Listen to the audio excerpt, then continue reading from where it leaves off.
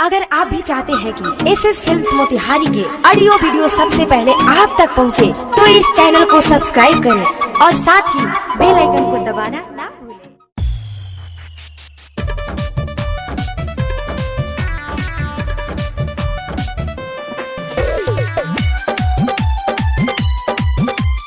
Music by Vikesh भोजपुरिया।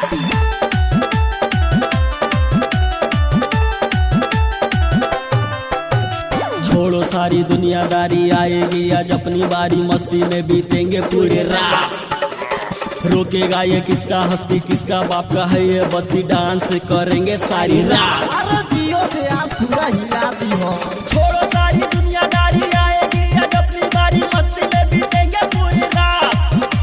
रोकेगा ये किसका हस्ती, किसकी बाप का है ये बस्ती, डांस करेंगे सारी रात। लवंडिया लवंडिया लवंडिया बंगाल से लाएंगे, रात भर डीजे बजाएंगे।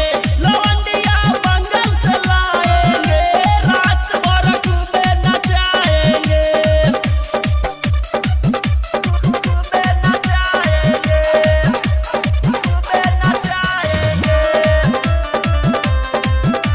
लवंडिया बंगाल से लाएंगे,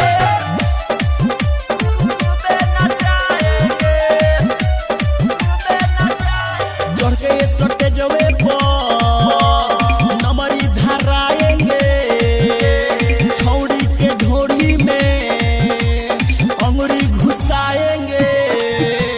चढ़ के ये सटे जवे पर नमरी धराएंगे, छौड़ी के ढोड़ी में अंगुरी घुसाएंगे। लवंडिया लवंडिया लवंडिया बंगाल से लाएंगे, रात भर डीजे बजाएंगे। लवंडिया बंगाल से लाएंगे, रात भर खूबे नचाएंगे। लवंडिया बंगाल से लाएंगे,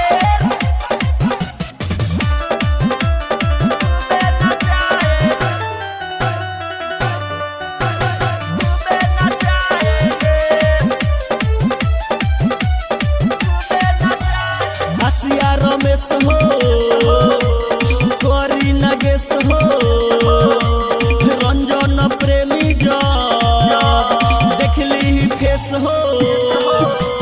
हसिया रमेश हो, करी नगेश हो, रंजन प्रेमी जब देखली फेस हो। लवंडिया लवंडिया लवंडिया बंगाल से लाएंगे, रात भर डीजे बजाएंगे।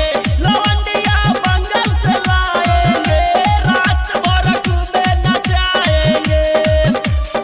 WR digital recording studio Bettiah.